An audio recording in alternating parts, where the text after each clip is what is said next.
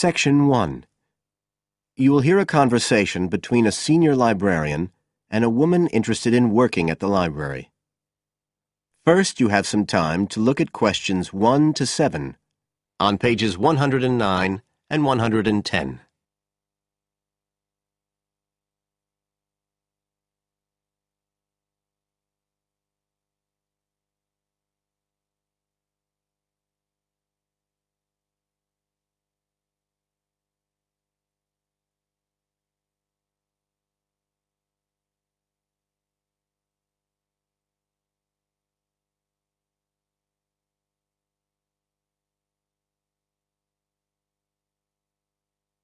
You will see that there is an example which has been done for you. On this occasion only, the conversation relating to this will be played first. I'm interested in doing some work for the library. Are you the person to speak to? Yes. Right. Well, what sort of work are you interested in? Well, I've just come to live here in Australia. I don't want a full-time job until my children have settled down, but I really need to get out of the house a bit. And I heard you need voluntary workers for various projects? Right. The woman is interested in voluntary work, so C has been circled in the example. Now we shall begin. You should answer the questions as you listen, because you will not hear the recording a second time. Listen carefully and answer questions 1 to 7. I'm interested in doing some work for the library. Are you the person to speak to? Yes. Right. Well, what sort of work are you interested in? Well, I've just come to live here in Australia. I don't want a full-time job until my children have settled down, but I really need to get out of the house a bit. And I heard you need voluntary workers for various projects? Right. But I don't know if I have the right skills. Well, we do provide training. Oh! We always include an orientation to the library, together with emergency procedures. That's fire regulations, emergency exits, first aid so you can cope with accidents or sudden illness. Things like that which are necessary for anyone who's working with the public. Then we give specialist training for particular projects, like using our database system. I do have quite good computer skills, in fact. Oh, great. Is there any sort of dress requirement? Well, all staff have to wear a name badge, so they can be identified if they go outside the staff-only areas. But apart from that, there aren't many regulations. We ask you to sign in and sign out for insurance purposes, but that's all. How about transport? Do you live locally? Well, not too far away. I'm at Porpoise Beach. My husband needs a car during the day, but it's only about 20 minutes on the bus. In fact, we can reimburse part of your travel expenses in that case. Oh! Would that be the same if I came by car? No, because parking is such a problem here. One thing we are looking for, though, is someone who can drive a minibus. No problem. So, do the projects involve going outside the library? Some, yes, but not all. We've just finished one which involved working with photographs taken of the area 50 or 100 years ago. It basically involved what we call encapsulation. Putting them in some sort of covers to keep them safe? Exactly. It's time-consuming work, and we were very grateful to have help with it.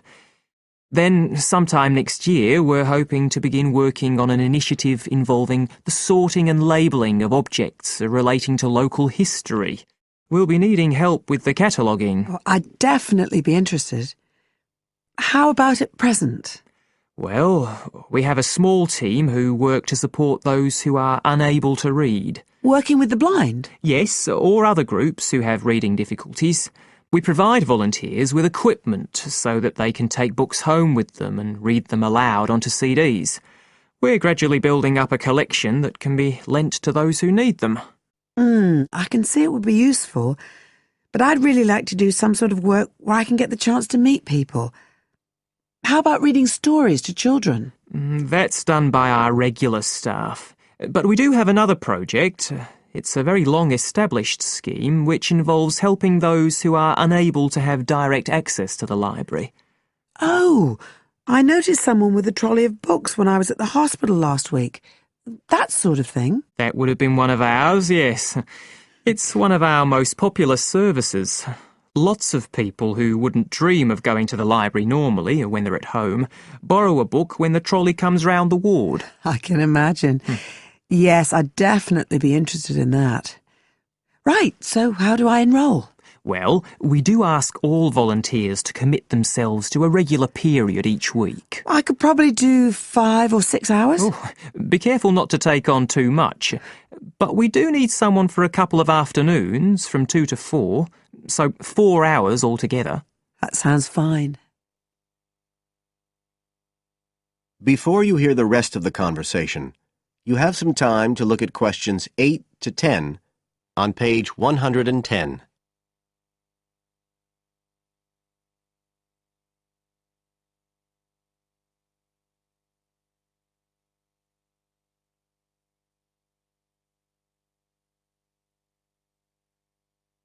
Now listen and answer questions 8 to 10. Right, so here's the application form. It asks the usual questions, name and address and telephone number. You also need to fill in details of who we should get in touch with in case of any accident or problem like that. We do need to have that filled in. And there's a space for date of birth, but that's only if you're over 75, so we won't worry about that. No. Oh, it asks for qualifications. Do I need to provide certificates? They're not necessary. We'll need the names of 2 referees, not relatives or family members, obviously. What else? Signature of parent or guardian. That won't be necessary, as I assume you're over 18. Yes. What's this? It says civil conviction check. That's a document we have to provide by law for those working on projects involving children, so we won't need it in your case. But you will need to sign this separate document. That's a copy of commitment. It's basically an agreement to work according to the library guidelines. So, if you'd like to fill this all in, you can do it here or take it home, whichever you prefer. I'll take it home if that's okay. Right, well, thank you for your time. That is the end of section 1. You now have half a minute to check your answers.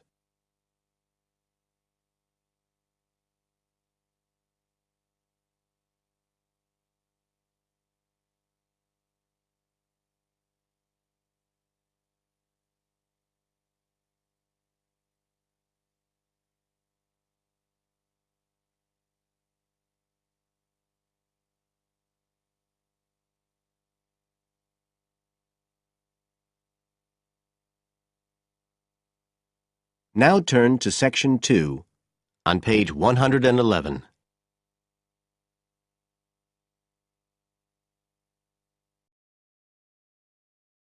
Section 2. You will hear part of a local radio program about fighting air pollution in Canadian towns. First, you have some time to look at questions 11 to 14 on page 111.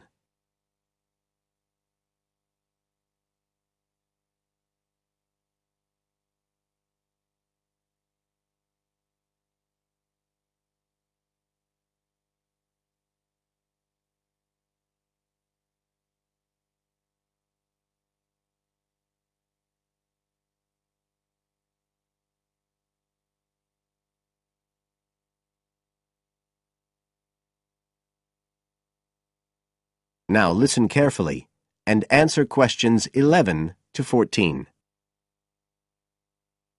Good morning, folks, and welcome to the Information Roundup on your own local radio station. This is Larry Knowles talking to you this morning on Tuesday, the 25th of May. And the first item coming up is a reminder to you all out there about Canadian Clean Air Day, which is on June 6th.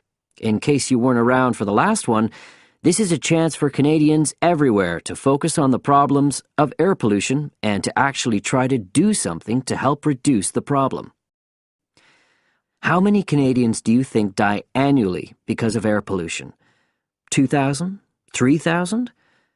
Well, the rate is a staggering 5,000, and it's likely to grow, unless we do something. And it's this concern with your health that's the driving force behind the government campaign that is sponsoring Clean Air Day. So what causes air pollution in the first place? Well, the transportation sector accounts for 27% of all greenhouse gases produced in Canada. It's also the biggest source of that thick, polluted air from traffic fumes that we call smog. And it's the tiny particles and ground-level ozone in smog that are the main causes of health problems and even deaths across the country. Of course, it's worse in the big cities, but researchers have only recently realized that all you need are low levels of air pollution to seriously damage your health, so we're all at risk. You now have some time to look at questions 15 to 20 on page 111.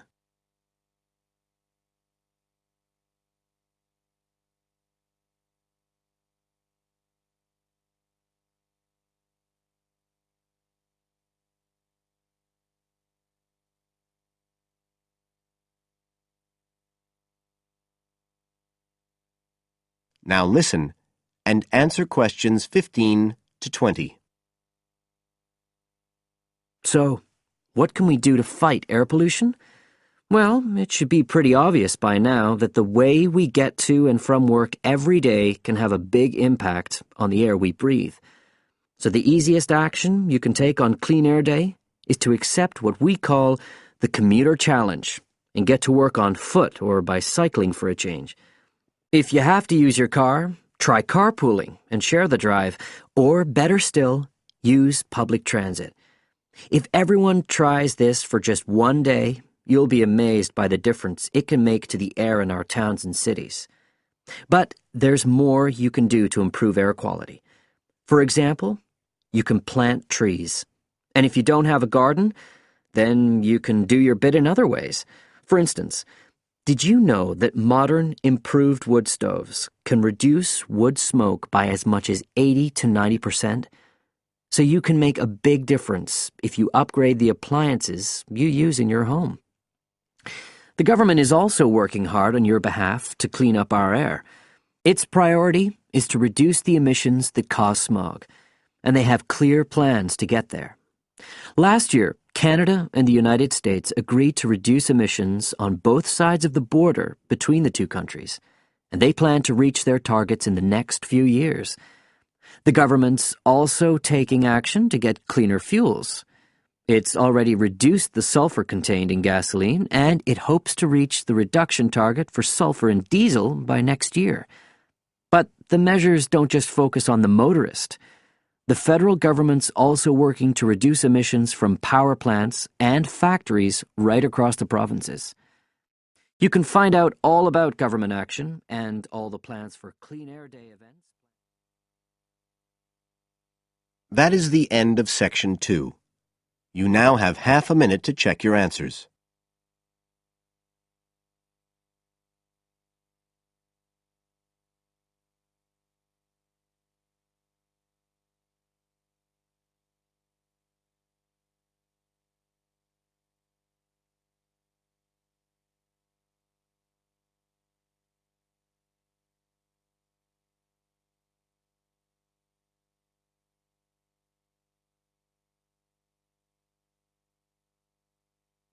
Now turn to section 3 on page 112.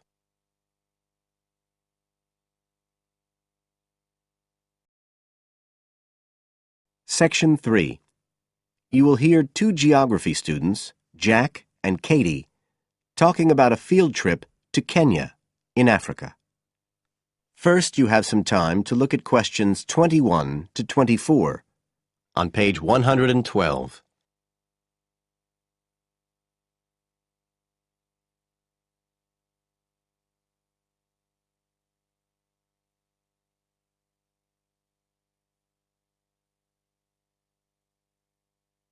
Now listen carefully and answer questions 21 to 24. Katie, hi. Thanks for inviting me round. Oh, thanks for coming. I know you're up to your neck in finals revision, but I've got to make up my mind about next year's geography field trip, and I'd really like your advice. We've got to choose between an African trip and one in Europe. They've told us a bit about both trips in the lecture, but I really can't make up my mind, and I know you did the African one last year. That's right. So, where exactly did you go? I mean, I know it was in Kenya, in East Africa. Yes. Well, we were right up in the northwest of the country. It was beautiful. We stayed in a place called the Marich Pass Field Studies Centre. Right. Dr. Rowe said the accommodation was traditional African-style cottages. He had a special name for them. Bandas. Yes, they're fine. You have to share, 2 or 3 people together. They're pretty basic, but you have a mosquito net. They don't provide spray, though, so remember to take plenty with you. You'll need it. And there's no electricity in the field centre. You'll have hurricane lamps instead. They give a good light. It's no problem. What about places to study? Dr. Rowe said there was a library? Yes, but it's quite small. There's a lecture room as well, but most of us worked out in the open air. There are plenty of places outside, and it's so beautiful. You're right in the middle of the forest clearing. I gather it's a relatively unmodernized area. Definitely. They actually set up the centre there because it's on the boundaries of 2 distinct ecological zones. The mountains, where the people are mainly agriculturalists, and the semi-arid plains lower down, where they're semi-nomadic pastoralists. Before you hear the rest of the conversation, you have some time to look at questions 25 to 30 on page 112.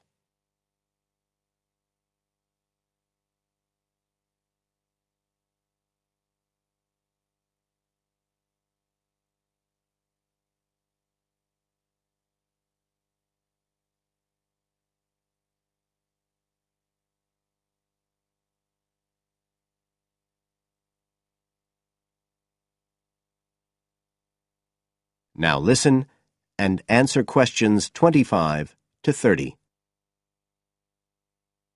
So, how much chance did you get to meet the local people there? Did you get the chance to do interviews? Yes, though we had to use local interpreters, but that was okay. Then we did field observation, of course, looking at environmental and cultural conditions, and morphological mapping. What's that? Oh, looking at the surface forms of the landscape, the slope elements and so on. What about specific projects? Yes. After the first 2 or 3 days, we spent most of our time on those. We could pretty well do what we wanted, although they all had to relate to issues concerned with development in some way. People did various things. Some were based on social and cultural topics, like the effect of education on the aspirations of young people, and some did more physical process-based studies, looking at things like soil erosion.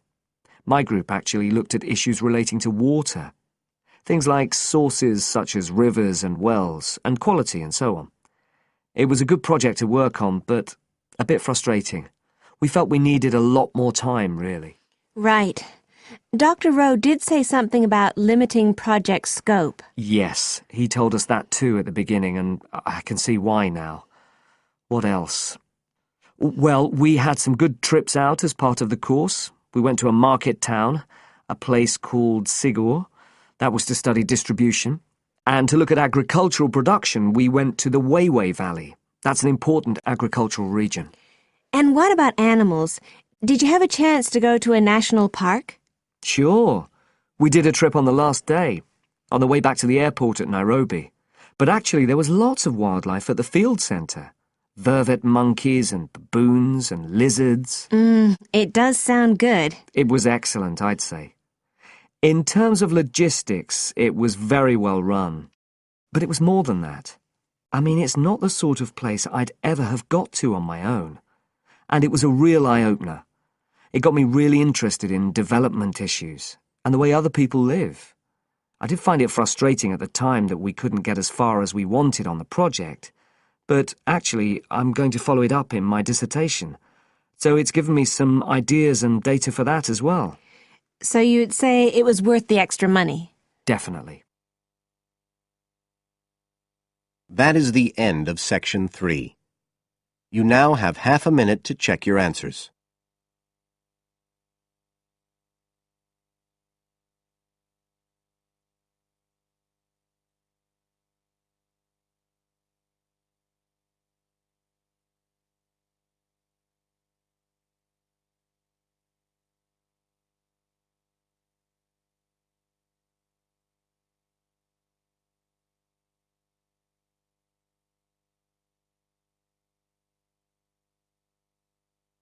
Now turn to Section 4 on page 113.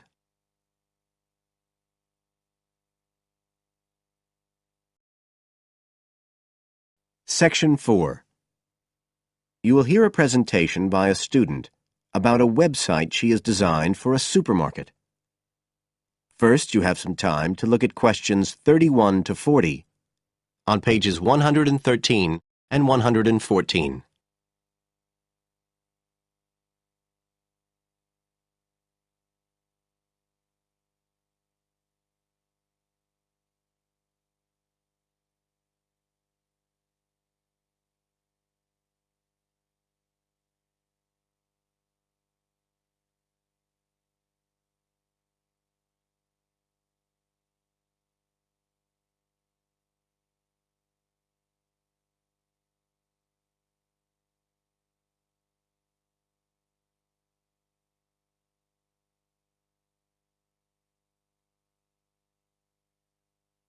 Now listen carefully and answer questions 31 to 40. For my website design project, I decided to approach SuperSave supermarkets because I have an evening job at the supermarket, so I already have a slight insight into their organisational goals and workings. The field research for my project was in 2 stages. First, I had an interview with Mr. Dunn, who is in charge of SuperSave's customer care department. I discussed the project with him in order to identify the supermarket's requirements. Mr. Dunn said customers are often unwilling to make a face-to-face complaint when they've experienced difficulties with a product or a member of staff or anything related to the supermarket. So he said a website which allowed members of the public to get in touch with the organisation and bring the problem to their attention in a private manner might be very useful, and we agreed that I'd work on this. For the second stage of my research, I devised a questionnaire to put to SuperSave customers. I needed to find out about the customers' experiences of problems together with their attitudes towards making complaints, both directly and indirectly. I used a mixture of closed questions, such as, have you ever experienced a problem at any SuperSave store? And open questions, such as, what would you find helpful about a customer complaint website? I decided to do interviews rather than rely on distribution of the questionnaire, as I felt this was likely to lead to a higher take-up rate. I visited 4 SuperSave stores, 2 in the city centre and 2 in the outskirts, and altogether I interviewed 101 respondents. Then finally, I analysed the results.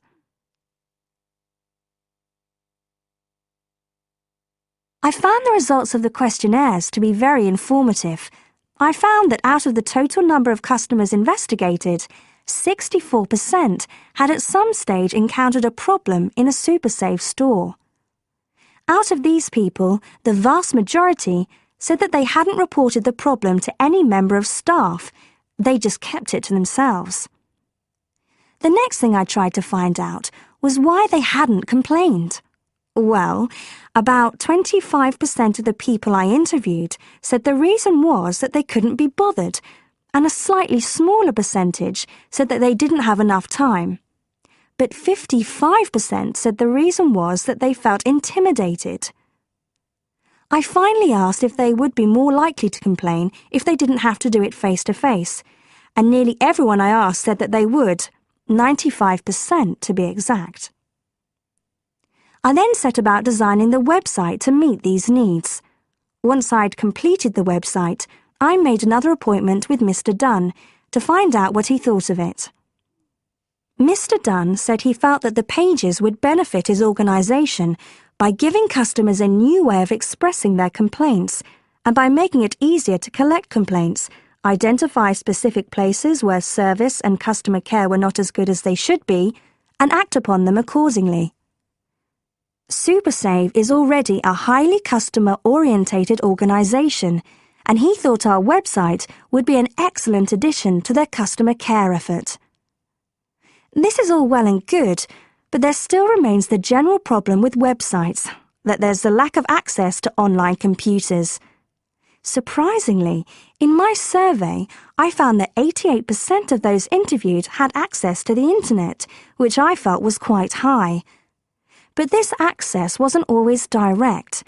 For some people, it was through their children and grandchildren and neighbours and so on, rather than being readily available in their own homes. This could prove to be a major drawback to the site, but it is still better to have it now to get the edge over competitors, however slight, and in the very near future, it is expected that almost everyone will have direct access to the internet.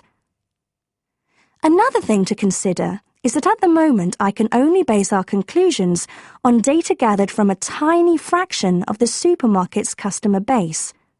In order to get a better idea of how the site is doing and to see how well I have met my objectives, the site will need to have been up and running for at least a few months. After this time, it'll be possible to see whether or not people are actually using the site and if it's helping to make improvements to their customer service. It would also be interesting to study the effect of the site on staff at the supermarket. Morale could be dented as more complaints come in.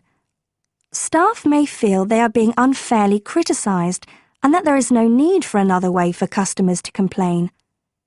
But also, the site could boost morale by making staff come together to overcome the constructive criticism, and they may gain more job satisfaction by knowing that they are making a difference to the customer. So, overall, I feel my website has met my objectives, but there is scope for improvement and expansion. Are there any questions? That is the end of Section 4. You now have half a minute to check your answers.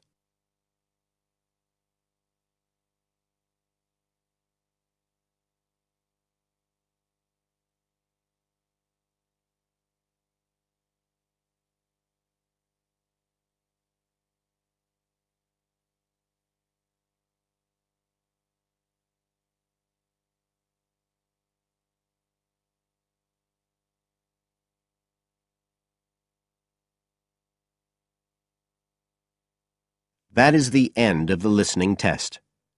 You now have 10 minutes to transfer your answers to the separate answer sheet.